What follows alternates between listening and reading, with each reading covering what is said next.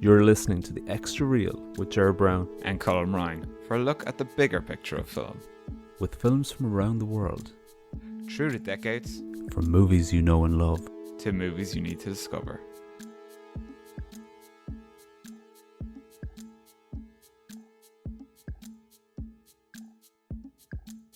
This week on the show, we're talking about two variations of the same thing. We're talking about Breathless by Godard and the 1983 remake by Jim McBride. Yeah. A lot of people would say, look, they're both good films, but like critical reception has wavered for both over the years. So we've come up with a scoring system. So it's best out of two marks for each of them, and we're looking at a couple of different categories. So we're looking at cast, script, soundtrack, visuals, critical reception, pop culture references. Let's tear straight into it.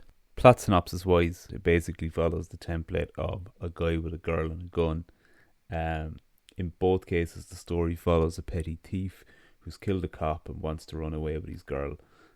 In the French version, it's an American girl, and in the American film, it's a French girl. Yeah. Cast wise, what are we talking about? So the 1960 film. What's that? What's your score on cast anyway? Well, out of two, I actually gave this a 1. And I know Okay. like a lot of critics love Jean-Paul Belmondo as Michel Picard, and that Jean Seberg is as Patricia Franchini. She's this kind of like very iconic kind of looking character, a kind of role. But okay, so with the 1960 film, my feeling is that there is so much experimentation going on, and so much, parts of it where Godard's messing around with sound and ADR. There's all this like stuff that was like breaking the mold at the time, but Yeah. as a viewing experience, it actually kind of takes away from it. Like I know that in one of the final scenes, he'd asked Jean Seberg to like basically like play it a certain way, play it really cool, and then she wanted to be really histrionic in the scene. But then after they recorded the scene, she decided, oh, it actually was better when I had played it really cool. But because of that, they had to do it. They had ADR and everything. So if you watch the scene, it's kind of get really kind of mixed up watching it, if you know what I mean. Because the dialogue and like the lip sync doesn't fully fit, maybe, Yeah, because they post-sync the sound. Yeah, because of the handheld cameras, apparently. Yes, too loud. Too loud, yeah. So there you go. Yeah. Technology messing with the performance. Yeah. So what else? With about the cast? So you were saying, so you're giving it 1. Yeah. What's your main reason for 1 anyway? Well, I just think at times it tries so like Belmondo's performance is very interesting, that he's so aloof and so cool about everything, but it's almost like he's too aloof and not emotional enough. I know that was what they were going for. I know that's what they were trying to do, but at the same time, I find him so hard to like. I find him like he's like Michel Picard is a prick, basically. Like I don't know why anyone would love him, like why anyone would be interested in him at all. Yeah. Okay, so I gave the 1960 film 2 because, well, I didn't get kind of tied up with thinking about the characters, but I was thinking more about the star personas that we're looking at, and the actual actors, the quality and what they've kind of come with. So Seberg's coming off the back of Saint Joan, which I thought was a bloody awful film. She did another film with Preminger, Bonjour Tristesse, and neither film's really kind of caught a whole pile of fire for me anyway. I don't think she's particularly very good in this film, but she's coming with some star wattage. We've got Belmondo, who I'm up and down about Belmondo. He's kind of in the same league at times as Delon. He has played this kind of cheeky chappy type thing a couple of times. He's appeared in swashbucklers like Cartouche. He's fun at doing the tongue-in-cheek stuff. He's reliable stuff. I mean, he's been paired with Delon in films like in Borsellino. And so from that point of view, they're coming with some serious star wattage. And then you've got the appearances of the likes of Melville, Jean-Pierre Melville, and you've got Godard himself, and even I would argue that Godard's own appearance is a bit indulgent. I suppose it has an interesting use in that it's great to see the director being an agent of something in the film dramatically, and it's good to read into that from a meta thing. But so it's got that. So what did you give the 1983 film cast wise? I give that a 1 as well. Yeah, and me too. I would nearly have given that a 2 if it was just Richard Gere on his own, because I'm such a big Richard Gere in the 80s. It's, for me anyway, it's pretty untouchable. Yeah. American Gigolo, An Officer and Gentleman, films like that. I know he gets criticised a lot for certain tics he has as an actor and all that, but every time I watch him on screen, especially in this film, the guy is a pure star. He is. He's an absolute star. Yeah, and one of these films as well, where kind of, because as people know that he trained as like a ballet dancer or something like that. It's like he kind of brings that rhythm and that energy into this film. Like in this film, he's always moving. He's always like going from place to place. He's always doing something. And he's got a brilliant. He owns this film. Yeah, he completely does. He owns this film. Yeah. Definitely. This is definitely one of the great Richard Gere performances. It's definitely a film that should be seen as almost a star making, even if it's not super successful in the same way as some of his other star making films, like An Officer and a Gentleman. And like yourself, I'm totally weak for American Gigolo. But then the rest of the cast isn't super high wattage. No. Valerie Kaprisky, is coming off of basically doing a lot of French TV. Hasn't done a whole pile since.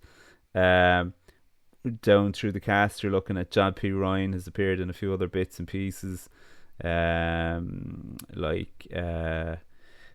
think he was in Death Wish 4. He was in one of the Batman things doing a voice. Delta Force 2. And then Art Matrano, so the guy in the junkyard. Yeah. You might remember him from Police Academy. Yeah, the Mullahs and as the Kula. Mauser. Yeah.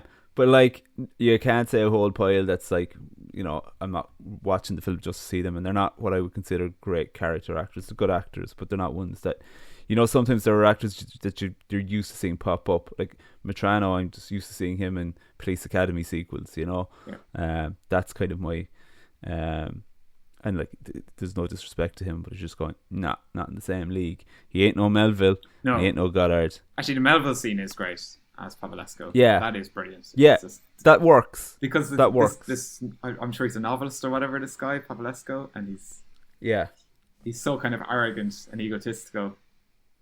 But these people are just hanging on his every word. These journalists. Like he's got the answers to life or something. Yeah. So on cast, at the moment we're 3-2 in favour of 1960. Yeah. Let's move on to the script. What did you score both films? I gave both films 1 because obviously reading in the story with this, it came from the story came from something that Truffaut had read, right? Yeah. About this kind of this guy who'd been involved in something similar to the Michel Placard kind of story, but he had a story kind of going around for a few years, and I think with Claude Chabrol, and then they gave it to Godard, but they didn't really have a full script, and so Godard was kind of rewriting parts of the script in the morning and filming it during the day, and he used to feed the actors lines as well. So it comes across very, I don't know, very jumbled together, doesn't it, at times? Yeah, I scored it the exact same as yourself, 1-1, because basically I think both things are in two different systems. They're doing kind of what they set out to do very, very well. Godard is kind of, he's got something where it's very much on the fly. He's doing it like that, and I kind of got the vibe that a standard script, this is almost like Neo Gaspar Noé, in that you could take a treatment and kind of work with it and then just kind of regurgitate it and tweak things as you go. And if you're doing a script breakdown of this film, it probably doesn't work. I think there's more heart in the screenplay for the 1983 film. It's solid. It's not exactly amazing, but it's a good script. It's a great character study, and I think we get to know the characters really well. We get to know Gere's character quite well, and so we're looking at 2-2 on that one. Yeah, I mean, anything else to say on that? I think on the script, actually, in terms of the 1983 film, they definitely try and give the Ger character, like the Jesse Lujack character, they try and give him a lot more compassion. Because in the scene after he shoots the cop, he puts his jacket underneath his head. You know, he kind of checks him first, whereas very much in the 1960 version, Belmondo, you know, shoots the guy and pretty much does a runner, you know, straight away, and has no remorse throughout the whole film. Yeah, so it gives him. He's an utter bastard, really. He really is. Yeah, he's so it's very hard. Like in both cases, I've seen across different reviews and stuff that, particularly the negative reviews, where they're saying, well, it's very hard to like these characters. It is, but you can make more of a case for it with the 1983 film. Yeah, definitely. And that pays off in the end, I felt, anyway. Yeah. There's a real emotional connection. And it kind of felt like the best parts of things like Bonnie and Clyde and Butch Cassidy and the Sundance Kid. That's what I felt with the freeze frame, with the looking back and forth. It felt like Bonnie and Clyde. Same for Butch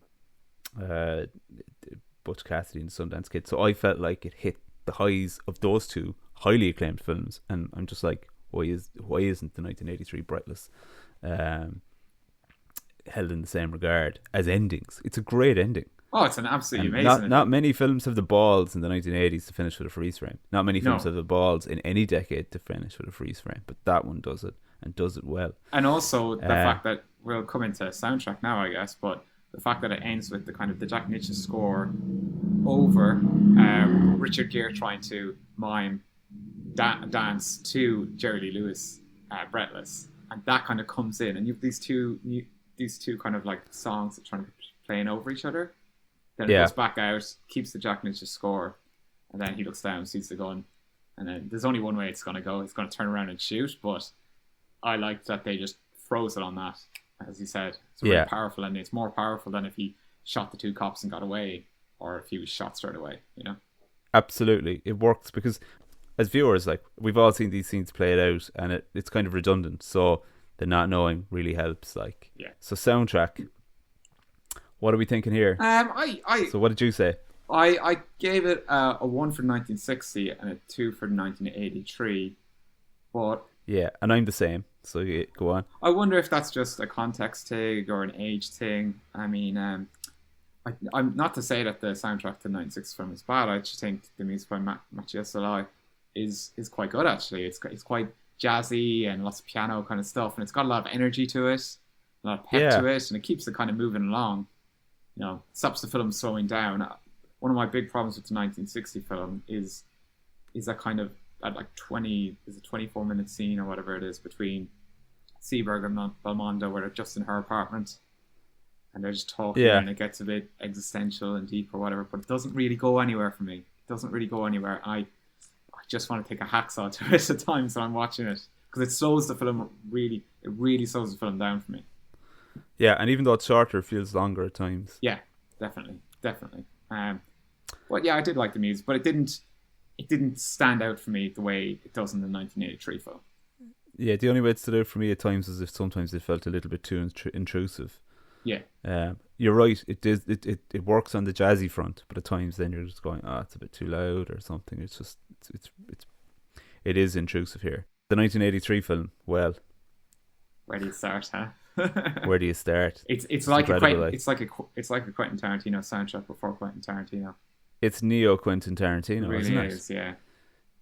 You've got obviously you've got the Jerry Lee Lewis stuff. You've got the song Breathless, but you've got Luke Ray, you've got Elvis, Suspicious Minds, you've got the Pretenders on it, Sam Cooke on it. I mean, it's just a brilliant kind of rock. Dexter and the Midnight Runners. Yeah, I love that. Yeah. Celtic Soul Brothers bit. It's just great. Yeah. And it's how they run into each other at times, or break up, or even to get, Jack the Ripper, Link Ray back in twice. Yeah. And it works. It's almost like in Chungking Express when you're listening to California Dreaming about 6 times. Yeah. It shouldn't work. Like, my rule of 3 for that sort of stuff is well exceeded. Yeah. But it works, and it really works here as well. And it's just and how that's married with the visuals and stuff like that at times, and you're just going, wow, this is building up to something really exciting.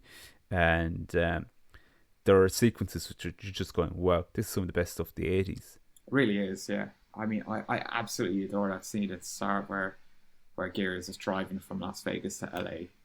He's playing he looks in the, because he's stolen this car, and he looks all like cassettes, and he sees certain artists are like, nope, Manilow, nope, and then he sees like, he comes on Jerry Lee Lewis, bang in, and it creates the character in that scene, you know, because obviously, like in this film, like his character, like Jack Lujak is kind of a guy from the 50s, the way he dresses, the way he wears his hair, but he's in the 80s, and everyone else dresses like they're in the 80s except for him, you know. It's got that kind of rockabilly thing going on, doesn't it? Yeah, it really does, and it really works for it. And that seems to be driving like, it seems like the character's mindset is driving the soundtrack choices as well, which is great. And yeah, he's physically putting tapes in and stuff like that, so that's cool. I mean, soundtrack, just, it's amazing. So we're kind of scoring that 2-4 in the favour of, or 4-2 if you want to put it the other way around, to the 1983 film. Visuals, what are we talking about here? Well, so yeah, I suppose in the 1960 film, we're talking a lots of kind of almost kind of handheld documentary feel. DP was Jean-Luc Godard, who's, you know, he's really like probably the most famous DP from the whole new wave time. New wave. Films of him, like, you know, like say Jules and Jim. One of my favorites of his he did was that Jack Demy film Lola. Yeah. And he's also done like stuff like Un Femme, Un Femme, but yeah, he's... Wasn't he in Ireland for the Rocky Road? Oh, I don't know about that. Yeah. Was it Rocky Road to Dublin or something like that? I'm thinking 68 or something like that. And I also read somewhere that he was like, because he was a photographer as well, that in the night scenes or something like that, he used this different type of film or something like that. So he didn't mind the whole handheld thing, because that was, you know, people weren't really doing that. But Godard wanted it shot that way, and they had no permits to shoot outside or anything like that. And I think, yeah, obviously there are some scenes where the camera is really shaky and stuff like that, but you've got to remember, 1960, you know, the cameras weren't as small and as dainty as they are now. They were big, probably heavy, noisy things. And there's also the effect, isn't there, where he'd sit on the wheelchair or something, and someone would push him along through these kind of tracking shots. Which is nearly reminiscent to pictures you see in those How to Make a Film books now, really is, for amateur filmmakers and stuff. So yeah, it kind of gives it a down and gritty thing. Whereas the 1983 film has some seriously, you know, impressive crane shots, and like even just the production design, the look of it, you know, fake red backgrounds as he's driving the car and stuff like that. You're just going, wow, like it's just the little orgasms throughout. And even the cars themselves, like there's that pink MG, which is this beautiful thing, and his driving style reminded me a lot of Brad Pitt in Once Upon a Time in Hollywood. Oh yeah, and early kind of scene where he's just driving, he can just drive in his car like an absolute madman. He's in full control. The driving in this kind of reminded me of that. Yeah. I think you could do a whole episode on Richard Gere driving and Richard Gere dancing. Yes, you really could. Yeah. You know? Yeah.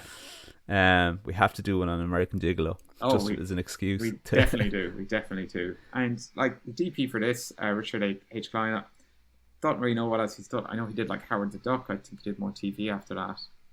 No, not big. Well, he'd done Star Trek: The Motion Picture. He even did Death Wish 2, so there's a Death Wish connection going on here. He did The Fury with Brian De Palma. Okay. Mr. Majestic with Richard Fleischer. He did the last of the first run of Planet of the Apes films, Battle for Planet of the Apes, which is kind of the nadir of that series. He did Body Heat, which is a very sexy film. Yeah. And he did Who'll Stop the Rain, also known as Dog Soldiers, with Nick Nolte. He's got some pretty cool stuff. He's one of these guys that probably kind of flies under the radar of, like, you know, the top DPs of the time. My God, he's got a good output. Yeah. So what are we scoring there? We're going 4-2 again in favour of the 1983. Yeah. There's some guy reading. Not too bad. Some people are spitting out their tea while reading Kaya the Cinema. I know, yeah. I know. They're like Philistines. Yeah. Critical reception. This is where the Cahiers de Cinema guys might come back and get their revenge. Yeah. So you've scored a 2-1. I've gone 1-1. Yeah. Talk to me about it. Now, this might be what I've just read or something, and what you've read. But I feel like there's pretty much always glowing praise of this film. Obviously, the 1961. The 1961, yeah. I feel like I think You know, the Dargis from the AV Club loves it. I know it's one of Roger Ebert's favorite films, and I think a lot of the critics love it for the use of the jump cut, for what it did at the time, how it was, you know, almost ushered in independent filmmaking in a sense, how it like helps kick off the new wave with 400 Blows and Hiroshima Mon Amour. So I've always felt, I read stuff about it, that it's like maybe now in recent times people look back at it as a film and not as what it was at the time, and probably look at it a bit more in a mixed way. Yeah, and I think I've scored it 1-1, and mainly because I think things just kind of evened out. Like, yes, there was some mixed reaction, I think, initially, but like, I suppose with the 1960 film, it became so influential.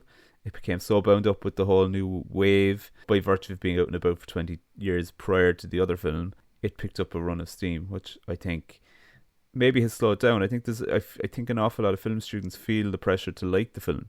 Yeah. And there's nothing wrong with it. I think it's a good film. The Jim McBride film was derided pretty much when it came out. It really was. But I also feel like it's gathered its own kind of reappraisal in recent years.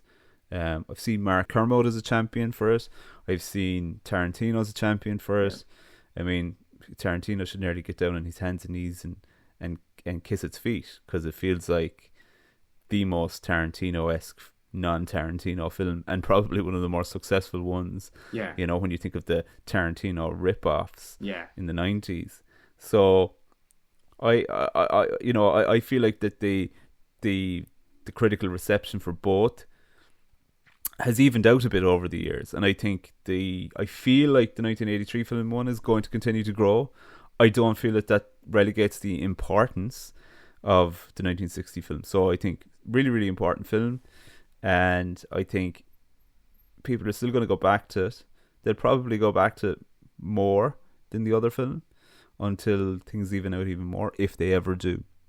I would say, yeah. No, I would whereas say the other film is going to be a footnote in film studies classes, whereas you're going to have to go to Breathless, the 1960 version of Buddha Soup. Yeah, of course. But I think the 1983 film, it gets righted off then as this kind of like hacky piece, or it's too kitsch and too whatever. But people don't. If you really read into Jim McBride, he's a really interesting guy. Like he comes pretty much from, like, wasn't it? He one of his first films with David Holzman's Diary was pretty much one of the first mockumentaries about this guy who's obsessed with films and obsessed with filmmaking and just is trying to film his whole life, which is pretty much modern society these days. And things like that. And he did this kind of like post-apocalyptic film called Glen Randa, and he studied, like, he's worked a bit with Jonas Mekas, who was obviously a very kind of experimental filmmaker in New York at the time. So it's not like he's coming into Big this. Easy. It's not like he's coming into this as some like kind of like pure hacky filmmaker who just makes these derivative genre pieces. And I think a lot of people look at Breathless like that, and it's like, because of Abu Souf, and maybe in a sense it almost hurts it that it is in a sense remake, you know. Yeah, that's what we forgot to mention. Like when we're talking about the screenplay, like it's got one of the writers of Paris, Texas, Kit Carson is involved in it. Yeah, and so like there's a lot going on here that's really, really interesting, and it really captures a real vibe for LA at the time and stuff like that, or a vibe for maybe an LA that doesn't exist, but I prefer those type of films as well, where they show LA as it is. They show in its beach. They show it's not all Hollywood glitz and glamour, you know. I love that. Yeah. So we're scoring that 3-2 in favor of the 1960 film. Okay, let's move on to pop culture references. So this is our last section. Yeah. What way have you gone? I've gone 2-1 to 1983 version, but I wonder, was I a bit harsh on that? Well, let's talk it through. I've gone 2-1 as well. Yeah. Were you feeling a bit of an apologist now for yourself last night? Had your drink taken? I didn't actually. No. I just feel like, because there's probably a lot of stuff in the 1960s film that I could have missed in terms of like references, because obviously this whole new wave movement came from people like Godard and Truffaut loving American films, loving American cinema, and obviously isn't like Ramondo Descartes, who kind of plays off Bogart, isn't he? Yeah. And he has that great scene where he goes into sees the cinema, sees Bogart, and does that weird motion with his hands around his lips. I don't know what that's about. I don't understand that, but that happens throughout the whole film. Do you understand that? Off the top of my head, it's probably something to do with maybe Bogart's lip or something like that, or maybe it's a gesture. I can't remember a specific one with Bogart. So like you've got references to things like The Harder They Fall, the Bogart film, references to 40 Guns, Sam Fuller film when she's looking through the rolled up magazine. And then when they go to the cinema, this is a clincher for me because they go to the cinema in both films, right? I've scored this 2-1 to the 1983 film, but they go to the cinema in both films. They go to see a Western in the 1960 film. You just hear it in the background. They obviously didn't have the budget to get a snippet. And when they come out of the cinema, you see that they've gone to see Westbound.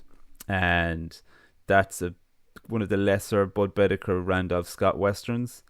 Right. Whereas in the 1983 film, they go to see Gun Crazy, Peggy Cummins.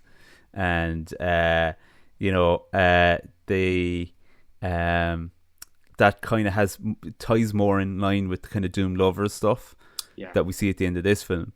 So I'm going to give it a little bit more kudos for that. When we're just talking about the film side of things. Yeah. The 1983 film feels like a richer text in that you've got loads more musical references.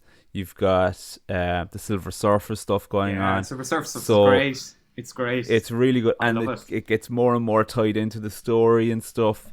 Yeah. And it's pent up with the character.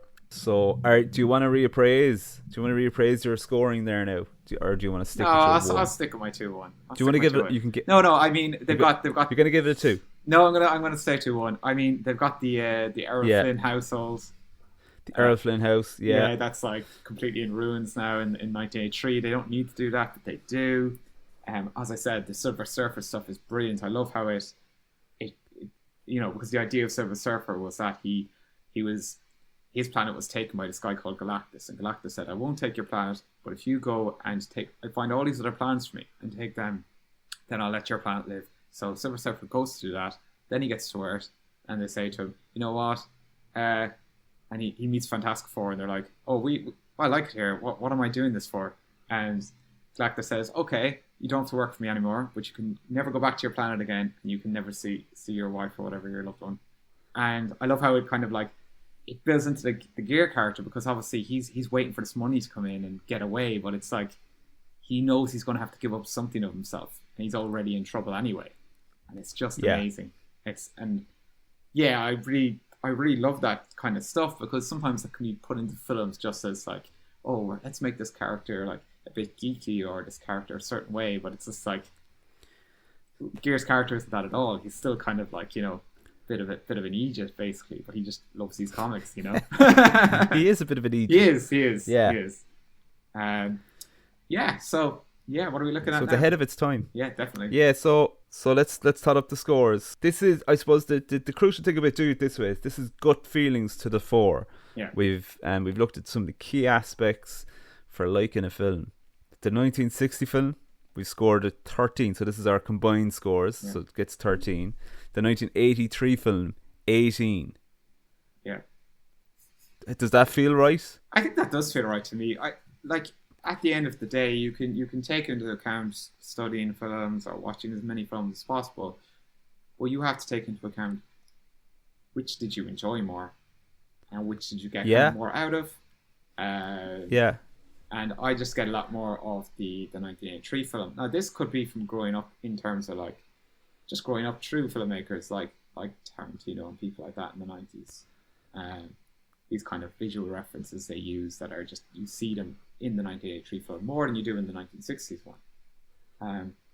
But it's kind of more, it's, I don't know, I just love it. I love the 1983 film. I would definitely go and watch again. The 1960s one, I feel at times like